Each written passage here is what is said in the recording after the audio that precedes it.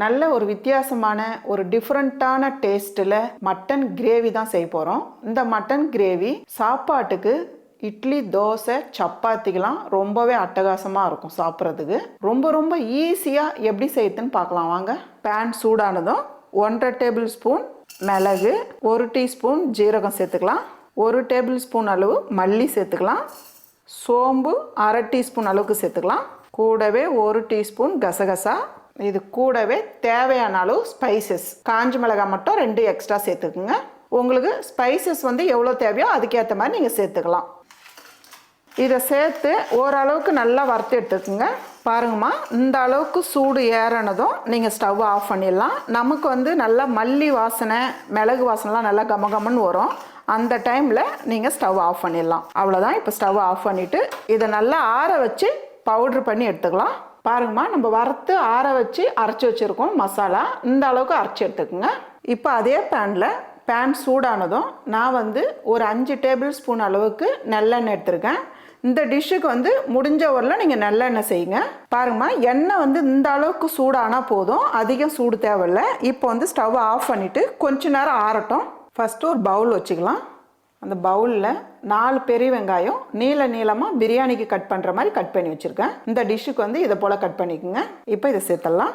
கூடவே 2 பிரியாணி இலை, 3 கிராம்பு, 1 ஸ்டார் பூ, 2 பட்டை, 1 ஏலக்காய், கூடவே ஒரு 10 பீஸ் அளவுக்கு சின்ன வெங்காயம் சேர்த்துக்கலாம். சின்ன வெங்காயம் இல்லைன்னா நீங்கள் விட்டுடலாம். ஒரு 4 காஷ்மீர் மிளகாய் எடுத்து 4ஆக கட் பண்ணி வச்சுருக்கேன். இது காரம் இருக்காது, அதுக்காக தான். நீங்கள் காஷ்மீர் மிளகாய் இல்லைன்னா நம்ம சாதாரணமாக காஞ்ச மிளகாய் ஒரு 3 கட் பண்ணி சேர்த்துக்குங்க.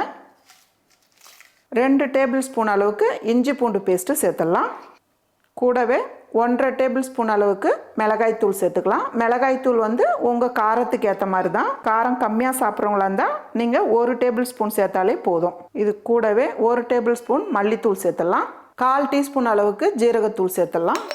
1/4 டீஸ்பூன் அளவுக்கு மஞ்சத்தூள், கூடவே நம்ம அரைச்சி வச்சுருக்க மசாலா இதையும் சேர்த்துடலாம். கூடவே பொடியை நறுக்குன கொத்தமல்லி, இதெல்லாம் சேர்த்துட்டு கடைசியாக மட்டன். நான் 3/4 கிலோ மட்டன் எடுத்திருக்கேன். மட்டன் எடுத்து நல்லா கழுவி சுத்தம் பண்ணி எடுத்து வச்சுருக்கேன். கூடவே மட்டன் சேர்த்துடலாம். இது கூடவே நம்ம சூடு பண்ணி வச்சுருக்க நல்லெண்ணெய், இந்த எண்ணெய் இதில் பாதி சேர்த்துடலாம். இந்த அளவுக்கு சேர்த்துருங்க, மிச்சம் எடுத்து வச்சுருங்க. இப்போ அப்படியே நல்லா மிக்ஸ் பண்ணிவிடுங்கம்மா. மசாலா கூட சேர்த்து நல்லா கலந்துருங்க. இது கூடவே தேவையான அளவுக்கு உப்பு சேர்த்துடலாம். உப்பு சேர்த்து நல்லா மிக்ஸ் பண்ணிவிடுங்கம்மா.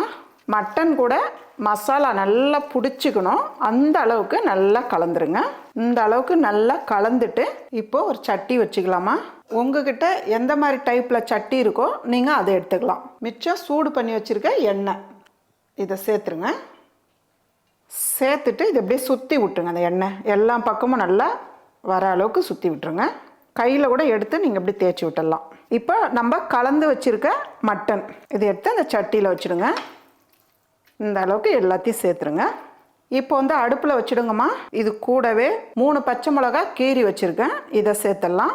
இப்போ ஒரு முழு பூண்டு எடுத்து கழுவிட்டு இதை அப்படியே சேர்த்துடலாம். இது கூடவே பொடியை நறுக்குன கொத்தமல்லி மேலவே சேர்த்துடலாம். இப்போ நம்ம மூடி வச்சு மூடிட்டு, நீங்கள் சட்டியோட மூடி இருந்தாலும் பரவாயில்ல, இல்லை பிளேட்டு வச்சு நீங்கள் மூடினா கூட அந்த சட்டியோட எந்த அளவோ அந்த அளவுக்கு நீங்கள் மூடி எடுத்துக்குங்க. அதே போல் தண்ணி சேர்க்கக்கூடாதுமா, தண்ணியே இருக்கக்கூடாது. வெறும் இந்த மட்டனில் இருக்க தண்ணி தான் வெந்து வரும்போது அந்த மட்டனோட கிரேவி டேஸ்ட்டு ரொம்ப டிஃப்ரெண்ட்டான டேஸ்ட்டில் இருக்கும். நீங்கள் தண்ணி இல்லாமல் மட்டன் வெந்துருமான்னு நினைக்காதீங்க, தாராளமாக வெந்துடும்.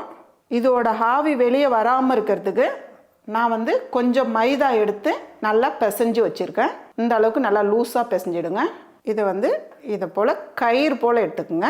இது சுற்றி இப்படி வச்சுடுங்க. கொஞ்சம் பிசையும் போதே கொஞ்சம் கூடுதலாக பிசைஞ்சு வச்சுக்கோங்க. இந்த அளவுக்கு சுற்றி மைதாவை சேர்த்துருங்க. ஒரு இடத்துல மட்டும் காற்று வெளியே வர்றதுக்காக ஹோல்ஸ் போட்டுருங்க. இந்த அளவுக்கு கேப் இருந்தால் போதும். ஒரு 1/2 மணி நேரம் இருந்தால் போதும். மட்டன் நல்லா வெந்துடும். அதே போல் நடுவில் எடுத்து குளிக்க விடணும். நான் நடுவில் காமிக்கிறேன். நீங்கள் அடுப்பு தீ ஃபாஸ்ட்டாக வைக்கக்கூடாது, ரொம்ப குறைச்சி வைக்கணும். அப்போ தான் மட்டன் நல்லா வெந்து வரும். ஃபாஸ்ட்டாக வச்சோமா டக்குன்னு கருகிடும். பாருங்கள், இந்த இடத்துல வந்து ஆவிலாம் வெளியில் வருது பாருங்கள். இப்போ இந்த 1/2 அன் ஹவரில் நடுவில் எடுத்து 2 பக்கமும் துணி பிடிச்சிக்குங்க. நல்லா ஸ்ட்ராங்காக எடுக்கும் போது அதே போல் பார்த்து எடுங்க. எடுத்துட்டு இப்படி நல்லா சுற்றி விடுங்க. அப்போ தான் வந்து எல்லா இடம் நல்லா கலந்து மட்டன் வந்து நல்லா வெந்து வரும். பார்த்து நல்லா சுற்றி விடுங்க. பாருங்கள், கொதிக்கிறது வந்து நம்ம ஈஸியாக தெரிஞ்சுக்கலாம். இதோட வாசனையும் இதிலே நம்ம தெரிஞ்சுக்கலாம். பாருங்கம்மா, 1/2 அன் ஹவர் ஆயிடுச்சு. நம்ம ஸ்டவ்வை ஆஃப் பண்ணிடலாம். கொஞ்ச நேரம் ஆறுனதுக்கப்புறம் நம்ம எடுக்கலாம். கொஞ்ச நேரம் ஆறுனதும் ஒரு துணி எடுத்து இப்படி மேலே பிடிச்சிக்குங்க. பிடிச்சிட்டு ஒரு கத்தியோ இல்லை ஸ்பூனு, கத்தி வச்சு கூட நீங்கள் இப்படி நீக்கிடலாம். அவ்வளோதான். இப்போ நம்ம மூடி எடுக்கலாம். பாருங்கள், நம்ம வந்து தண்ணி சேர்க்காமலே மட்டன் வந்து நல்லா வெந்திருக்கு பாருங்கள். எதனாலன்னா மட்டனில் தண்ணி இருக்கும், அதே போல் வெங்காயத்தோட ஈரப்பதமும் ரெண்டும் சேர்ந்து நல்லா வெந்துடும். கூடவே பொடியை நறுக்குன கொத்தமல்லி. அவ்வளோதாம்மா, நல்ல ஒரு டிஃப்ரெண்ட்டான டேஸ்ட்டில் ஒரு சூப்பரான மட்டன் கிரேவி ரெடி.